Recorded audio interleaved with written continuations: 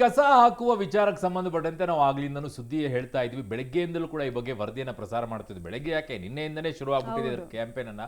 So ಹಾಗಾಗಿ ನಿಮ್ಮ ಅಭಿಪ್ರಾಯಗಳು ಏನು ಈ ವಿಚಾರದಲ್ಲಿ ಅನ್ನುವಂಥದ್ದು ನಮಗೆ ಬೇಕಾಗಿತ್ತು. ಆ ನಿಟ್ಟಿನಲ್ಲಿ ಈಗ ಕರೆಯನ್ನ ಮಾಡಿ ನೀವು ಕೂಡ ಮಾತನಾಡಿ. ಈಗ ಗಂಗೊಂಡನಹಳ್ಳಿಯಿಂದ ಶಶಿಕುಮಾರ್ ಅನ್ನೋರು ಕರೆ ಮಾಡಿದ್ದಾರೆ. ನಮಸ್ಕಾರ ಶಶಿಕುಮಾರ್ ಅವರೇ.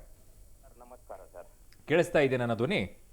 ಸರ್ ಕೇಳಿಸ್ತಾ ಇದೆ. ಓಕೆ, ನಿಮ್ಮ ಅಭಿಪ್ರಾಯ ಏನು? ಈ ಕಸ ಎಲ್ಲೆಲ್ಲೋ ಬಿಸಾಕ್ ಹೋಗ್ತಾರಲ್ಲ, ಜನರ ಬಗ್ಗೆ ನಿಮ್ಮ ಅಭಿಪ್ರಾಯ ಏನು ಮೊದಲನೇದಾಗಿ?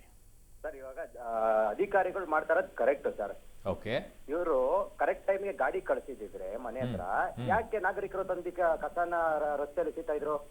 ಎಕ್ಸಾಕ್ಟ್ಲಿ ಅಲ್ವಾ? ಹೌದು. ಈಗ ಇವ್ರು ಏನ್ ಮಾಡ್ತಾ ಇದ್ರ, ನಾವು ಹಂಗೆ ಮಾಡ್ತೀವಿ. ಇವ್ರು ಏನಾದ್ರು ನೆಕ್ಸ್ಟ್ ಗಾಡಿನ ಕರೆಕ್ಟ್ ಕಳ್ಸಿಲ್ಲ ಅಂದ್ರೆ ಮನೆ ಹತ್ರ ನಾವು ಕಸಗಳು ತಗೊಂಡೋಗಿ ಇವ್ರ ಆಫೀಸ್ಗಳ ಮುಂದೆ ಸುರಿತೀವಿ. ಕರೆಕ್ಟ್ ಅಲ್ವಾ ಸರ್? ಹೌದು. ಹಾ, ಇವ್ರು ಕರೆಕ್ಟ್ ಆಗಿ ಗಾಡಿಗಳನ್ನ ಮನೆ ಹತ್ರ ಕಳಿಸಿದ್ರೆ ನಾವು ಕಸನ ಗಾಡಿ ಕೊಡ್ತೀವಿ. ಇಲ್ಲ ಅಂದ್ರೆ ನಾವು ಕಸಗಳನ್ನ ತಗೊಂಡೋಗಿ ಇವ್ರ ಅಧಿಕಾರಿಗಳು ಮನೆ ಮುಂದೆ ಸುರಿತೀವಿ, ಇಲ್ಲ ಅಂದ್ರೆ ಆಫೀಸ್ ಮುಂದೆ ಸುರಿತೀವಿ. ಅವಾಗ ಇವರು ಅದೇ ತರ ಮಾತಾಡ್ಬೇಕಲ್ವಾ ಸರ್? ಕರೆಕ್ಟ್. ನಿನ್ನೆಯಿಂದ ನಂದು ಆರ್ಗ್ಯುಮೆಂಟ್ ಅದೇ ಇದ್ದಿದ್ದು. ನೀವು ಗಾಡಿ ಕಳಿಸ್ಕೊಳ್ಳಿಲ್ಲ ಅಂದ್ರೆ ನಾವು ಕಸನ ತಂದು ನಿಮ್ಮ ಜಿಬಿಎ ಕಚೇರಿ ಮುಂದೆ ಎಸಿತೀವಿ. ಇಲ್ಲ ನೀವು ತಿನ್ನಿ ಅಂತ ಪ್ಲೇಟ್ ಅಲ್ಲಿ ಕೊಡ್ತೀವಿ ಅಷ್ಟೇ. ಹೌದೌದು. ರೈಟ್. ಥ್ಯಾಂಕ್ ಯು ಶಶಿಕುಮಾರ್ ಅವರೇ, ಪಬ್ಲಿಟಿ ಜೊತೆ ಮಾತಾಡಿದ್ದಕ್ಕೆ. ಮಹೇಂದ್ರ ಅಂತ ಕಾಲರ್ ವಿಜಯನಗರದಿಂದ ಕರೆ ಮಾಡಿದ್ದಾರೆ. ಮಹೇಂದ್ರ ಅವರೇ ನಮಸ್ಕಾರ. ಏನ್ ಅನ್ಸುತ್ತೆ ತಮ್ಗೆ? ಜಿಬಿ ಅಧಿಕಾರಿಗಳು ಮಾಡ್ತಿರೋದು ಸರಿನಾ? ಜನ 100% ಕರೆಕ್ಟ್ ಇದಾರಾ? ಇಲ್ಲ ಮೇಡಮ್, ಇದೊಂಥರ ಹೊಸ ಗೌರ್ಮೆಂಟ್ ಸ್ಕೀಮ್ ಇದು, ದುಡ್ಡು ಕಲೆಕ್ಟ್ ಮಾಡಕ್ಕೆ ಅಷ್ಟೇ. ಹೆಂಗೆ ಅಂದ್ರೆ ಇವಾಗ ಕಸ ಬೆಳೆ ಕಸಕ್ಕೆ ಬರ್ತಾರೆ. ಇವಾಗೆಲ್ಲ ಮನೆಯವ್ರಿಗೆ ಹೇಳ್ತಾರೆ ಬೇರೆ ಬೇರೆ ಮಾಡ್ಕೊಡಿ, ವೆಟ್ ಇದು ಅಂತ. ಅವರೆಲ್ಲ ತಗೊಂಡು ಒಂದಕ್ಕೆ ಹಾಕೋತಾರೆ. ಇವಾಗ ನಿಮ್ ಚಾನಲ್ ನೋಡ್ತಾ ಇದ್ದೀನಿ, ಬೆಳಿಗ್ಗೆ ಯಾರೋ ಒಂದ್ ಎಮ್ಮ ಬಂದು ಕಸ ಹಾಕ್ಬಿಟ್ಟಾರೆ. ಫಸ್ಟ್ ಆಫ್ ಆಲ್ ಕಸ ಹಾಕಕ್ ಯಾಕೆ? ಕಸ ಇರೋದಕ್ಕೆ ತಾನೇ ಆ ಎಮ್ಮ ಹಾಕಿದ್ದು. ಅಲ್ಲಿ ಕಸ ಇರ್ಲಿ ಅಂದ್ರೆ ಆ ಎಮ್ಮ ತಗೊಂಬಂದು ಏನು ಕಸ ಹಾಕ್ತಾರಲ್ಲಿ? ಇದು ಗೌರ್ಮೆಂಟ್ ಇನ್ನೊಂದು ಸ್ಕೀಮ್ ಇದು. ದುಡ್ಡು ಜನಗಳು 2,000 ಕೊಟ್ಬಿಟ್ಟು ಹೆಂಗೆ ದುಡ್ಡು ಕಲೆಕ್ಟ್ ಮಾಡ್ಬೇಕು ಅನ್ನೋದು ಇದೊಂಥರ ಹೊಸ ಸ್ಕೀಮ್ ಇದು. ಅಂದ್ರೆ ಖಾಲಿ ಆಗೋಗ್ಬಿಟ್ಟಿದೆ ಜೇಬು, ತುಂಬಿಸ್ಕೊಳ್ಳೋಕೆ ಇದೊಂದು ಮಾರ್ಗ ಹೊಡ್ಕೊಂಡಿದ್ದಾರೆ ಅಂತ ಹೇಳ್ತಾ ಇದ್ದೀರಾ? 100% ಸರ್ ಅದು. ಥ್ಯಾಂಕ್ ಯು ಮಹೇಂದ್ರ ಅವರೇ, ಪಬ್ಲಿಟಿ ಜೊತೆಗೆ ಮಾತಾಡಿದ್ದಕ್ಕೆ. ಇನ್ನು ಶಿಲ್ಪಾ ಅಂತ ಹೇಳಿ ಲಗ್ಗೇರಿಯಿಂದ ಕರೆ ಮಾಡಿದ್ರೆ. ನಮಸ್ಕಾರ ಮೇಡಮ್.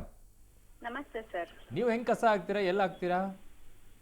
ನಮ್ಮನೆ ಮುಂದೆ ಗಾಡಿನೇ ಬರುತ್ತೆ, ನಮ್ಮ ಮದರ್ ತಗೊಂಡೋಗಿ ಹಾಕ್ತಾರೆ. ಪ್ರತಿದಿನನೂ ಬರುತ್ತಾ? ಇಲ್ಲ ಅವ್ರೇನ್ ಹೇಳ್ತಾರೆ ಅಂದ್ರೆ ಒಂದ್ಸಲ ದುಡ್ಡು ಅವ್ರಿಗೆ ಸ್ಯಾಲ್ರಿ ಆಗಿರಲ್ಲ ಅಂತ ರೀಸನ್ ಕೊಡ್ತಾರೆ. ಓಹೋ, ಅವಾಗ ಬರದೇ ಇಲ್ಲ ಮನೆ ಹತ್ರ. ನಮ್ಮಮ್ಮ 3rd ಫ್ಲೋರ್ ಇಂದ ಕೆಳಗಡೆ ಹೋಗೋಷ್ಟೊತ್ತಿಗೆ ವೆಹಿಕಲ್ ಸ್ವಲ್ಪ ಹೊತ್ತು ನಿಂತ್ಕೊಳ್ಳಲ್ಲ, ಬೇಗ ಹೊಟ್ಟೋಗ್ಬಿಡ್ತಾರೆ. ಸೊ ಅವಾಗ ಹಿಂದೆ ಓಡಕ್ಕಾಗಲ್ಲ, ಅವ್ರಿಗೆ ಏಜ್ ಆಗಿರುತ್ತಲ್ವಾ. ಕರೆಕ್ಟ್. ಅದೊಂದು. ನಾನು ಬೆಳಗ್ಗೆಯಿಂದ ಟಿವಿ ವಾಚ್ ಮಾಡ್ತಾನೆ ಇದೀನಿ, ಟ್ರೈ ಮಾಡ್ತಾ ಇದ್ದೆ ಮಾತಾಡೋದಕ್ಕೆ. ನೀವು ಎಲ್ಲಾ ತರ ಬೇರೆ ಬೇರೆ ಇದು ಕಂಟ್ರೀಸ್ ಗಳಲ್ಲೆಲ್ಲ ಯಾವ ತರ ಮಾಡ್ತಿದಾರೆ ಅಂತ ಸಜೆಷನ್ಸ್ ಕೊಡ್ತಾ ಇದ್ವಿ. ಅದೇ ತರ ನಮ್ಮ ಬ್ಯಾಂಗ್ಳೂರು ಕೂಡ ಕ್ಲೀನ್ ಸಿಟಿ ಆಗ್ಬೇಕಂದ್ರೆ ಅದೇ ತರ ಇನ್ನೋವೇಟಿವ್ ಆಗಿ ಏನಾದ್ರು ಮಾಡಿದ್ರೆ ಮಾತ್ರ ಇದಕ್ಕೆ ಸೊಲ್ಯೂಷನ್ ಸಿಗೋದು ಅಲ್ವಾ. ಆಮೇಲೆ ಇನ್ನೊಂದೇನಂದ್ರೆ, ನಾನು ಮೈಸೂರ್ಗೆ ಹೋಗಿದ್ದೆ, ನಂಗೆ ತುಂಬಾ ಇಂಪ್ರೆಸ್ ಆಗಿದೆ ಅಂತ ಹೇಳಿದ್ರೆ ಎಷ್ಟು ಚೆನ್ನಾಗಿ ಕಸಗಳನ್ನೆಲ್ಲ ನೀಟಾಗಿ ಸೆಗ್ರಿಗೇಟ್ ಮಾಡಿ ಕಲೆಕ್ಟ್ ಮಾಡ್ತಾರೆ. ಹೌದು, ಹಾಡ್ ಹಾಕೊಂಡ್ ಬರ್ತಾರೆ, ಮತ್ತೆ ವೆಯ್ಟ್ ಮಾಡ್ತಾರೆ. ಇವ್ರ ತರ ಹರಿಬರಿ ಮಾಡಲ್ಲ, ನೀಟಾಗಿ ಕಲೆಕ್ಟ್ ಮಾಡ್ತಾರೆ. ಆಮೇಲೆ ಡಸ್ಟ್ಬಿನ್ ಗಳಲ್ಲಿ ಈಚೆ ಇಟ್ಟಿದ್ರೆ ಅವರೇ ಬಂದು ನೀಟಾಗಿ ಎತ್ಕೊಂಡು ಹಾಕ್ತಾರೆ. ನೀವೇ ಕೊಡಿ ತಗೊಂಬಂದ್ ಹಾಕಿ ಅಂತ ಹೇಳಲ್ಲ.